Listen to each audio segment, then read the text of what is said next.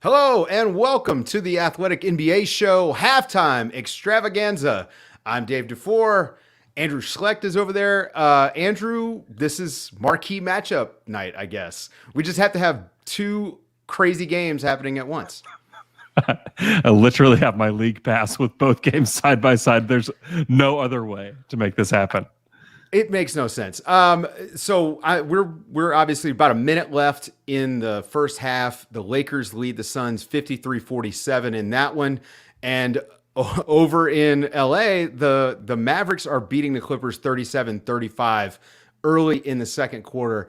Earlier tonight, the Brooklyn Nets just completely, I don't know, what are we going to say, mollywopped the Celtics. It was a rout.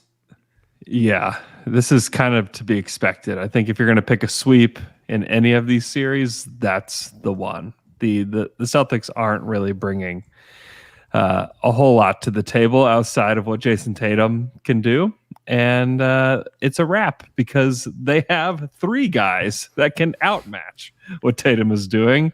And so this is all revenge for the Nets, for all the misery that they had to endure because of that trade. This is all payback.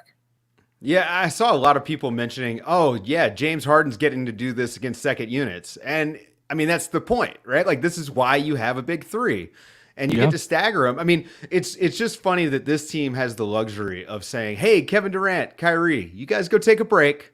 We're going to put James Harden out there with four role players and, run this lead up. Yeah.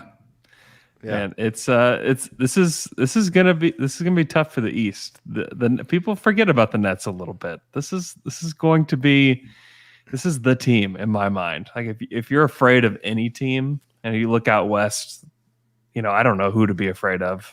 There's so many people. But yeah, it's this Nets team. They just have too much firepower. I don't know. I really like the Bucks in the next round. I think the Bucks have the firepower to not necessarily match them, but I think they can defend them, and that's the battle there. Yeah. And I like what Giannis was able to do against them in a couple of meetings in the regular season. And we know that interior defense for Brooklyn is kind of soft. So I'm really looking forward to that series. But we're at halftime. The Lakers lead by 6. This game didn't really start out all that great for Phoenix. Plenty of foul trouble. Jay Crowder has 3 early fouls, 2 that were just, it was, what is it, a minute into the game? That's rough. Mm-hmm. Yeah. Also getting kicked to the nuts by Anthony Davis in the opening minutes. Also not a great start for Phoenix. You know what? They're only down 6 at half. This kind of felt like a haymaker thrown at the Suns at the beginning of this game. You had AD setting the tone on defense. You had, Andre Drummond has a double-double at half. He's played well. Schroeder has looked great. Like he looked like the Schroeder of old. He had 16 points on 6 of 11 from the field. He was awesome. They finally play Marc Gasol. Like all the things that you're wanting as a Lakers fan, and yet you're only up 6. Well, we've got Jovan Buha, our beat reporter that covers the LA Lakers. He's joining us for the halftime show. Jovan, we got to start with this. How do you feel about LeBron and AD physically? This has been the big story so far in the series. And really coming into the playoffs for the Lakers. And we didn't think they looked good in game 1. What do you think so far in game 2? I think they look better. LeBron hadn't dunked in 2.5 games. And he had 2 dunks in the first 5 minutes or so in transition. I think defensively, there's been a level of activity and engagement that we just didn't see from them in game 1, especially LeBron. I thought he particularly was pretty bad defensively.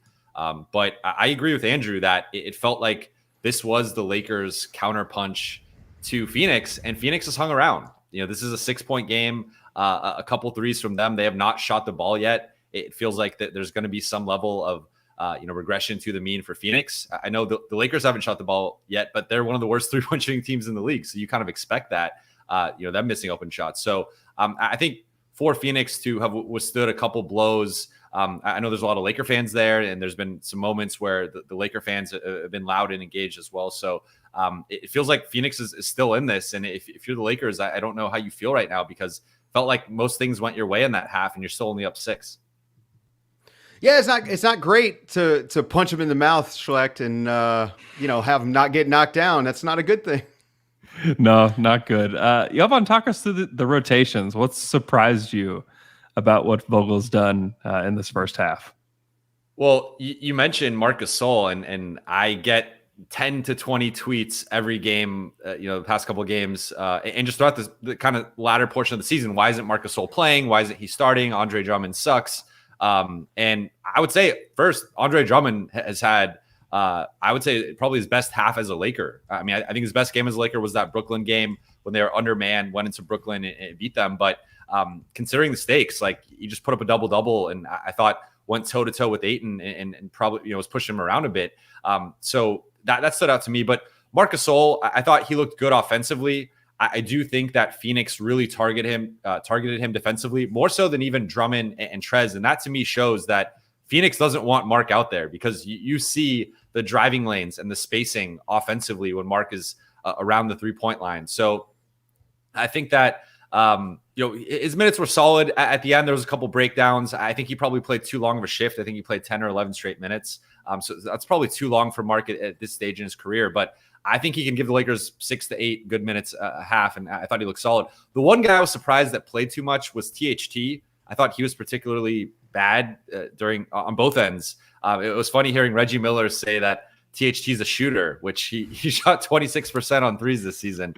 So that is not the case, and you saw him miss a couple open looks. So I thought Frank Vogel stuck with him a little bit too long, and Phoenix picked him apart defensively, and then offensively he was a little too wild. So I like going to Marc. I like going to Markieff Morris. I thought just opening up the floor, because in game one, Phoenix packed the paint. They said beat us from the 3-point line, and the Lakers kind of played into that. And I think spreading the floor makes a lot more sense offensively. So Jay Crowder picked up 3 fouls early. He only played 5 minutes in the first half. I mean, this is just huge luck for the Lakers. I mean, especially that very, very early foul. You could see made him a little bit less aggressive on Anthony Davis in transition.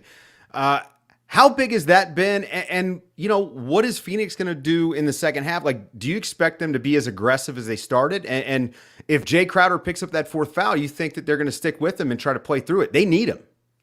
Yeah, I think they need him. I thought the Saric minutes weren't good for Phoenix. I thought that's where LA got some momentum, really on both ends, where I don't think they really had to worry about him on the defensive end, and then offensively they were able to target him a bit. So Jay Crowder's huge. Upon rewatching game one, I was really impressed with just his physicality, his activity defensively, guarding both LeBron and AD.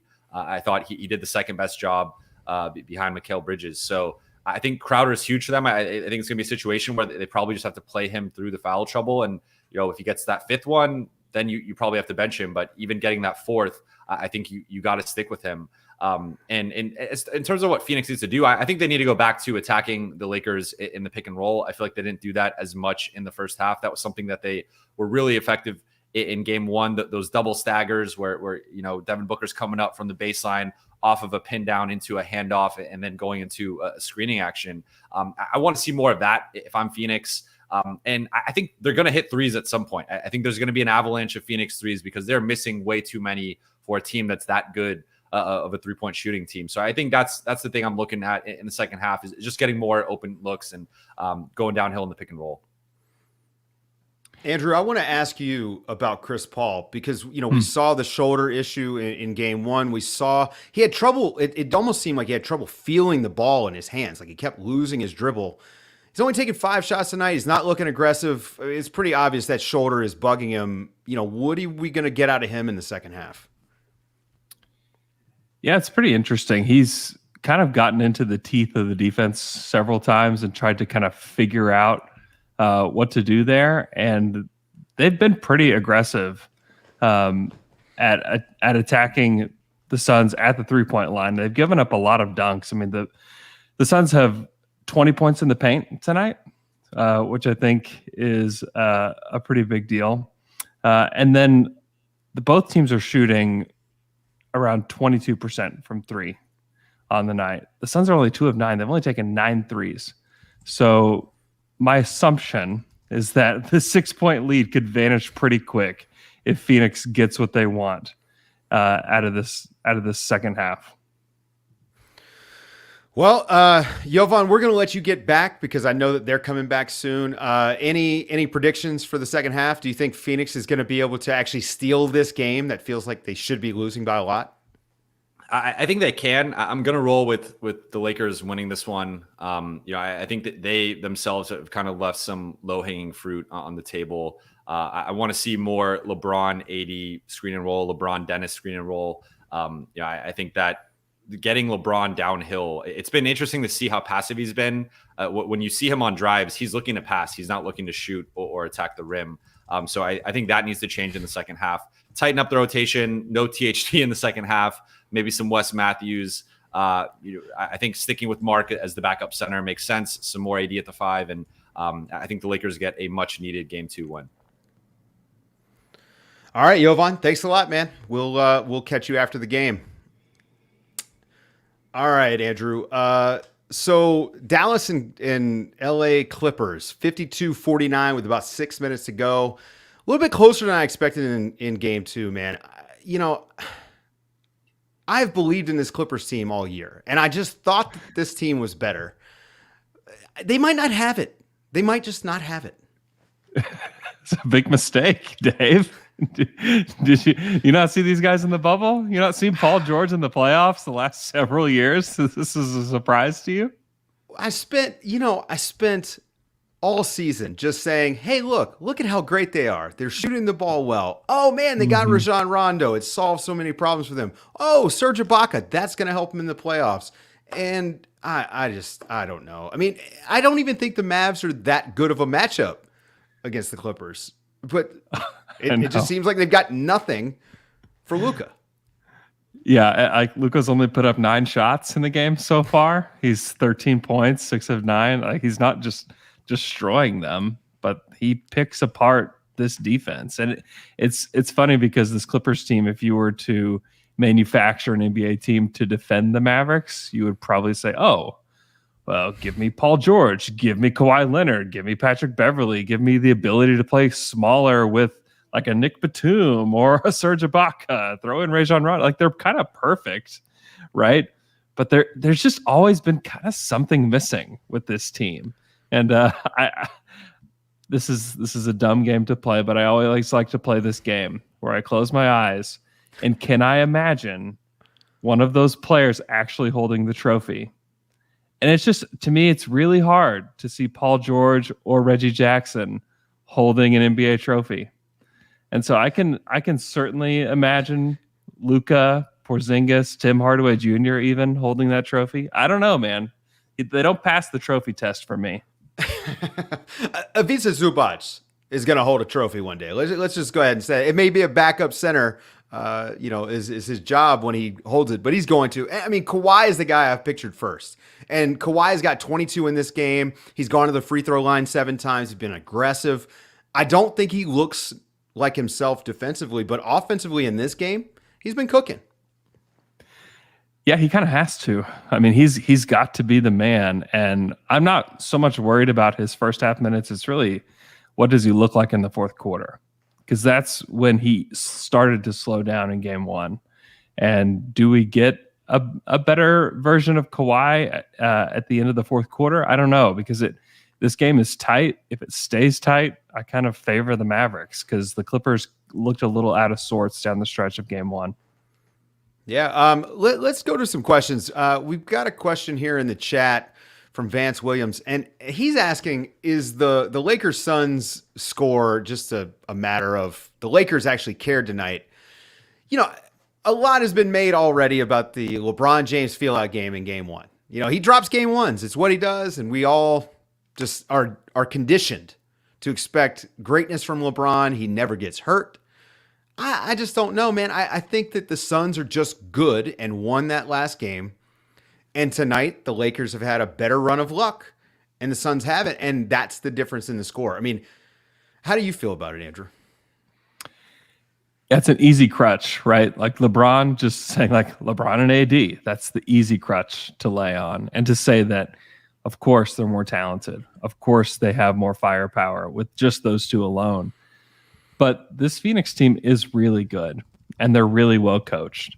They use that matchup zone, which I think kind of hampered the Lakers at times, and especially the fact that they don't have great shooting from the corners, and that's where they really miss that. Like they really miss a knockdown shooter from the corners, because if that was there, I think they'd be up 20, because they're generating a lot of shots by driving in, but they need that knockdown shooter from the corner.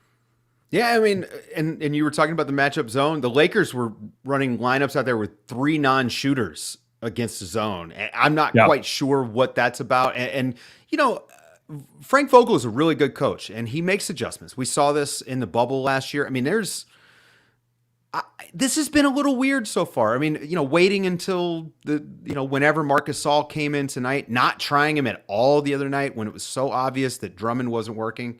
I wonder if they're just like taking too long to get into these adjustments. I mean, what would be the adjustment that you would make from here, Dave? Well, I think I'd start Marc Gasol in the second half. Like, it looked really, really good when he came in on both ends. So I think you start that way, but you can't leave him out there to dry the way that they did in the first half. And you know, I think Jovan made a great point about that. He just played too long consecutively. And in particular for a guy that hasn't really even been in the rotation, you know, you got to work him back in. So I'd like to see him, you know, ride him for the first 5 minutes of the half. See if you can get your offense going. And then, I mean, maybe try AD at the 5 again. Yeah. I don't.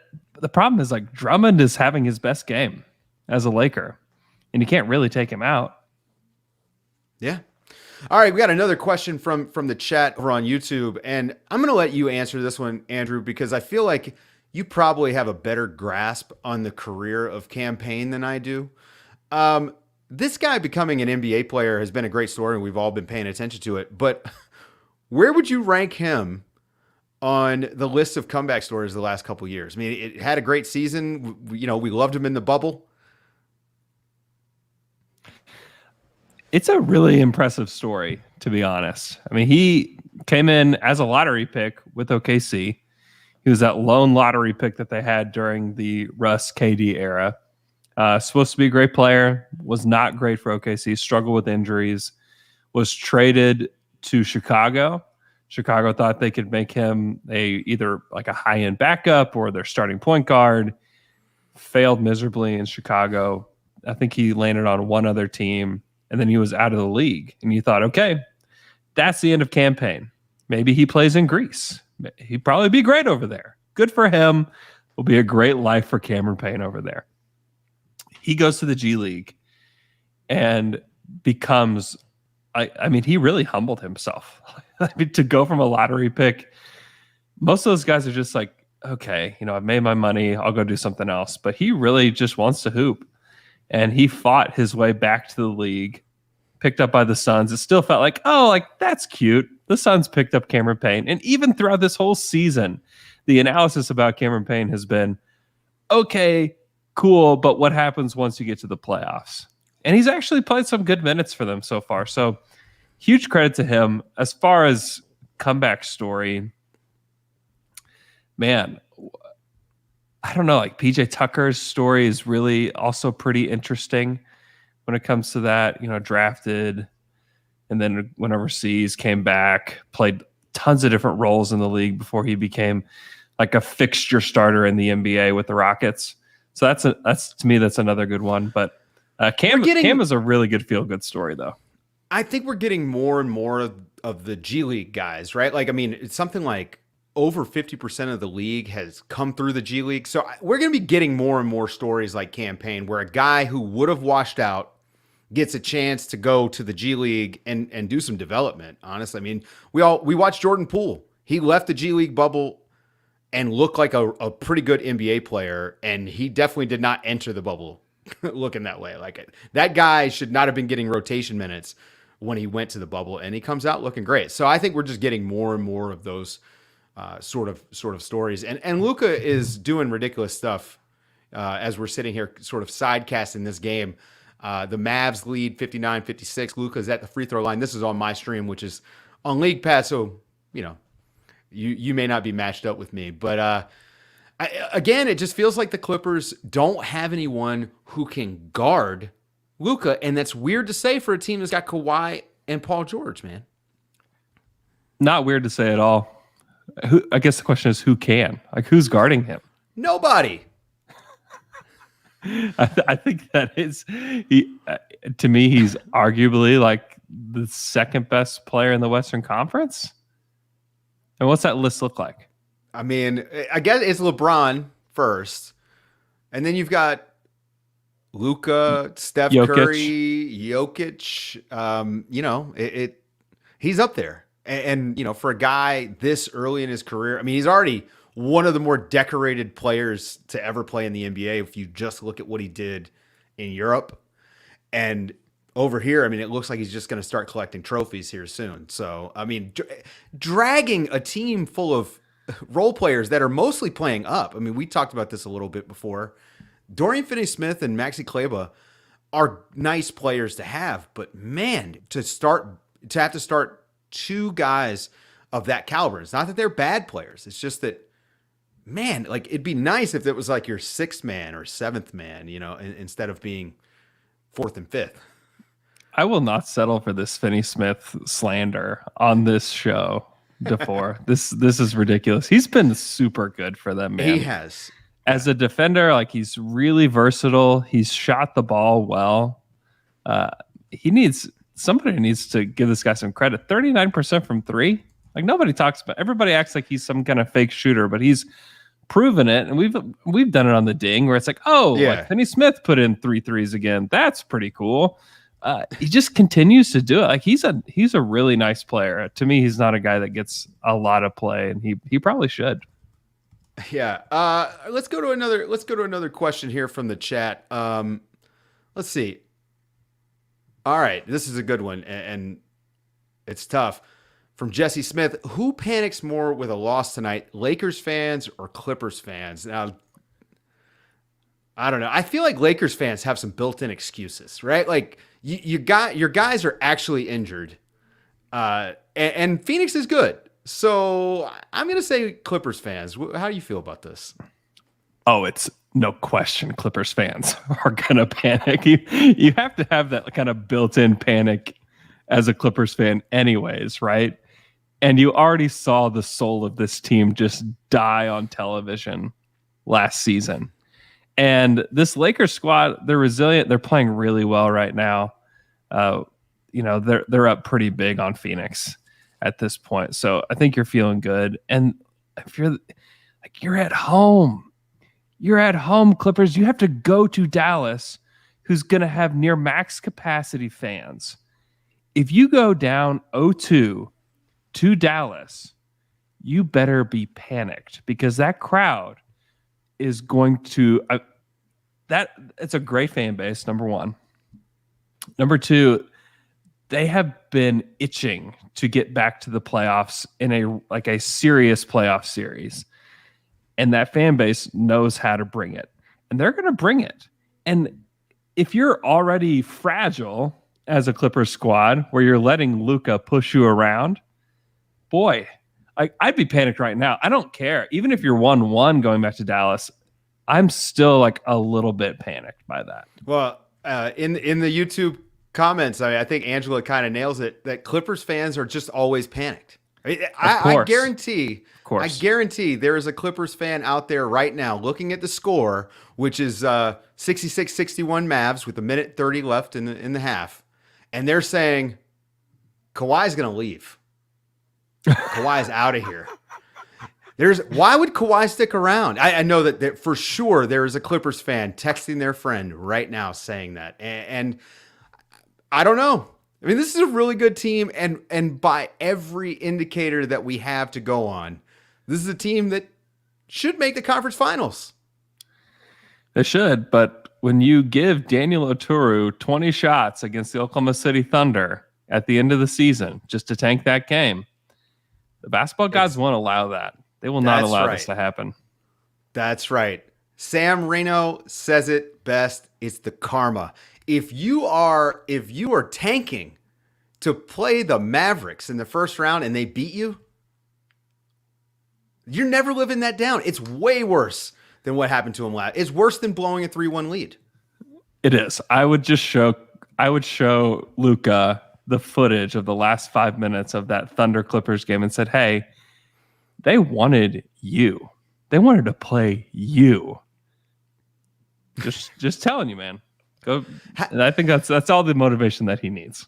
So how long until we start hearing Kawhi wants to play with Luka? Is that what we're going to start hearing here soon? He wants to go play with a winner. Let's get him to Dallas.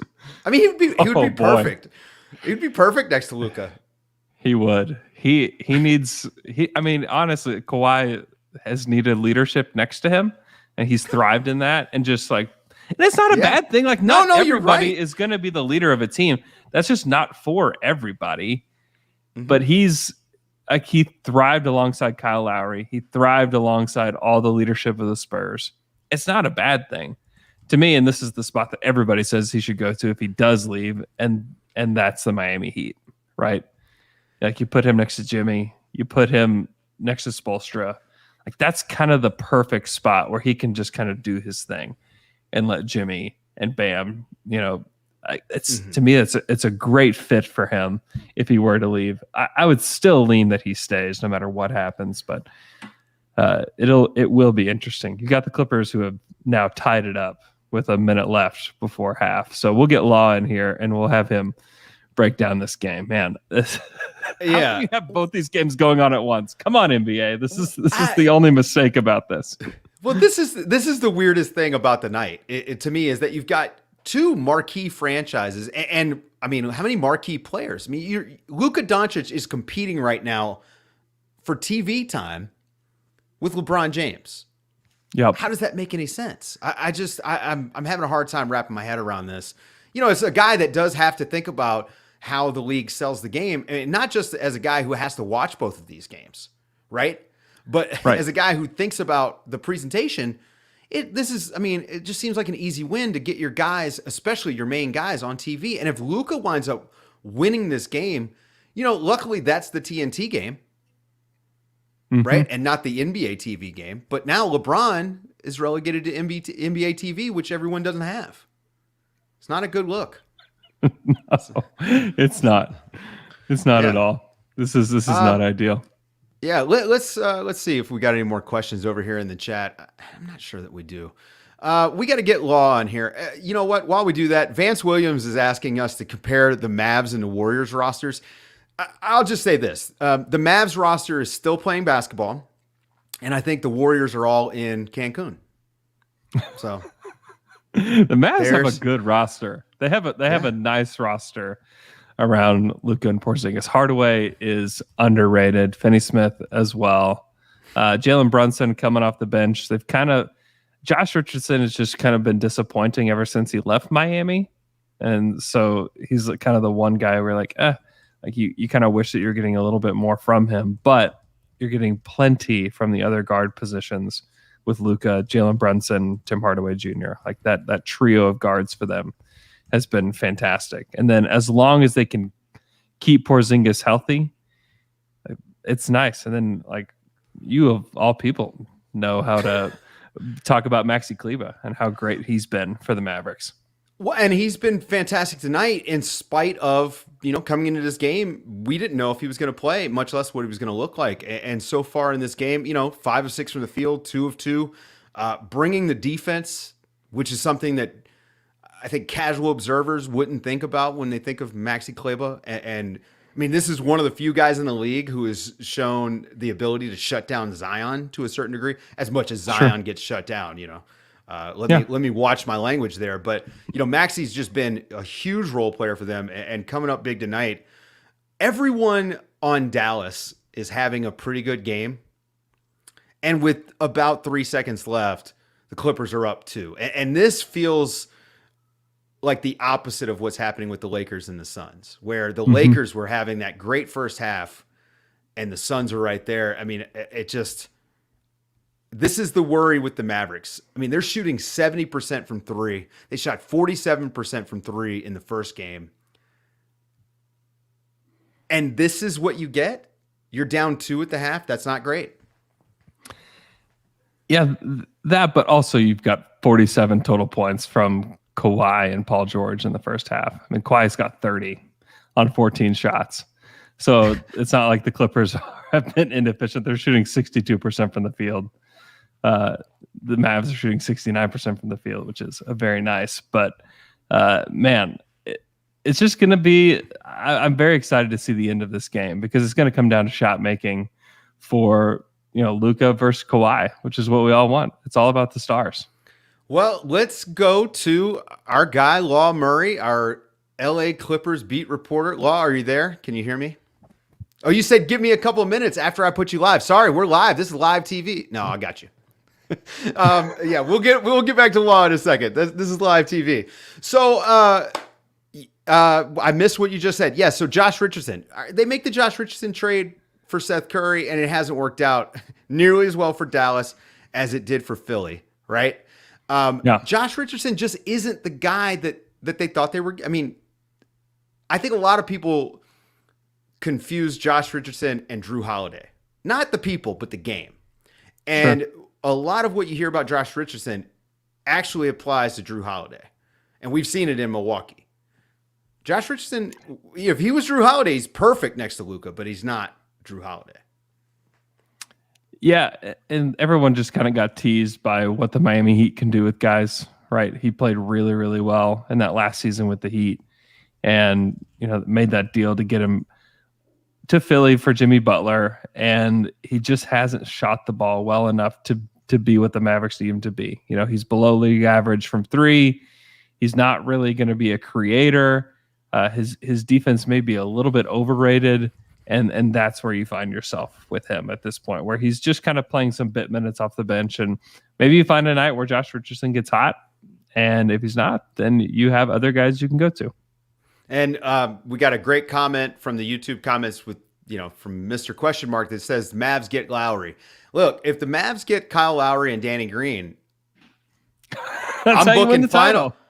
Listen, I'm booking my hotel in Dallas for the finals if they do that. I mean, I'm not even kidding. Maybe I'll just buy an apartment in Dallas and just be there for the finals. But that is for real. Like, if they could get those guys, that solves a lot of their problems. But of course it does. If Miami Heat had those two guys, it solves a lot of their problems too. The issue is, so Josh Richardson, I'm assuming isn't going to be back next season. He's a free agent. Yeah, probably not. Maybe they work out a sign and trade. I'm not sure. I mean, hopefully they can get something in return. But this team is in pretty good financial shape. I think that they can make some moves this summer, and they don't need a huge piece because they already have the biggest, hardest piece to get, and that's Luka Doncic. They're the only ones with him. Mm-hmm.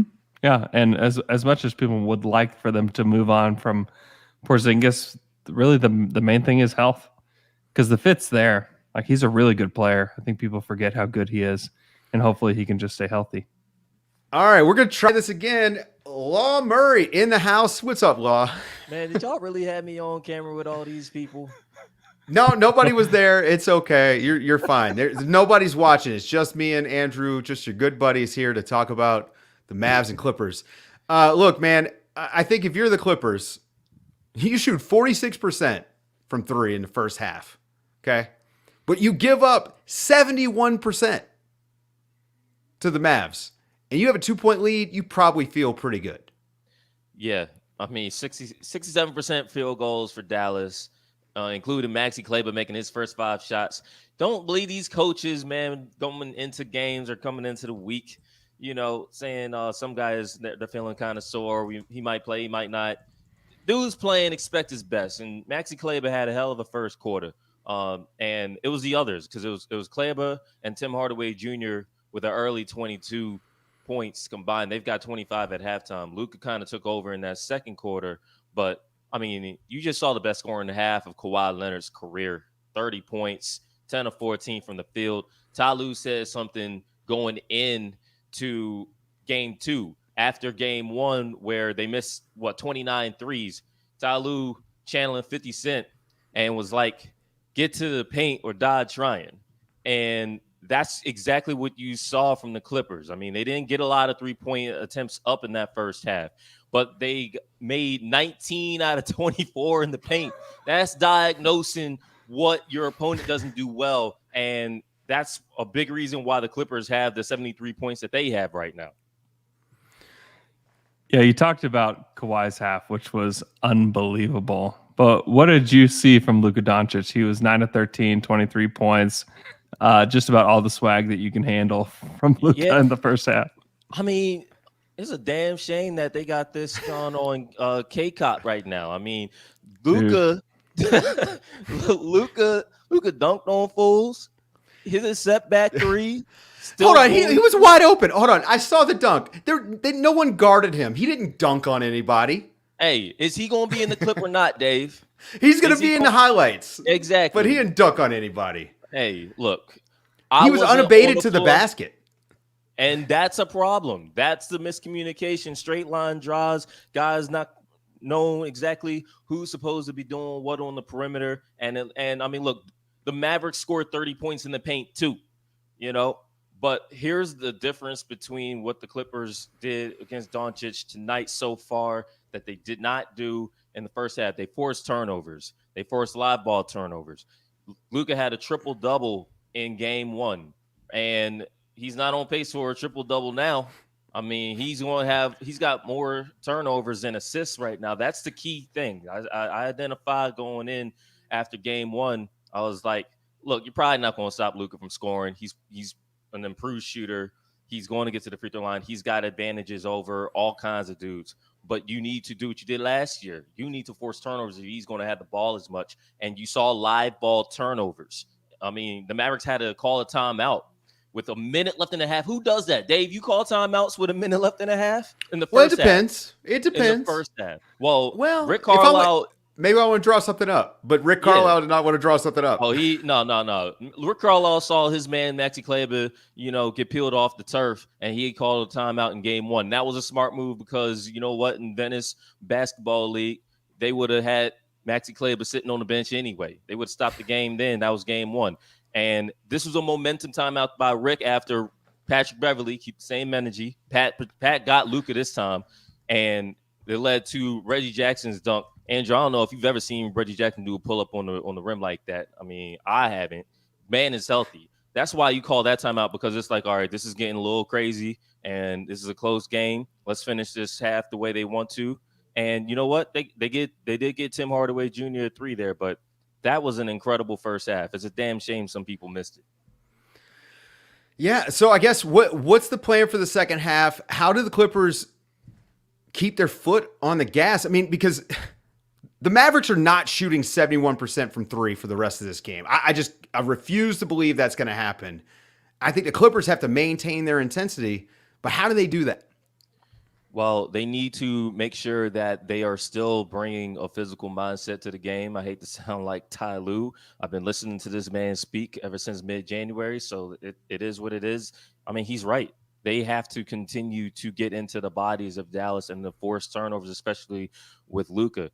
They need to definitely be on the same page when Luka passes the ball with the rotations. I mean, you can't have the open shots that they allow to Kleber and Hardaway, and they need to get Marcus Morris Sr. untracked. I mean, Marcus Morris Sr. is now 0 for 8 in threes in the first half, or the first 2 games, the first 3 halves of this series. That can't continue for Kawhi and PG. They need some relief. Marcus Morris Sr. got a 4-year contract last offseason because he was signed to not just make shots, but also be that third scorer.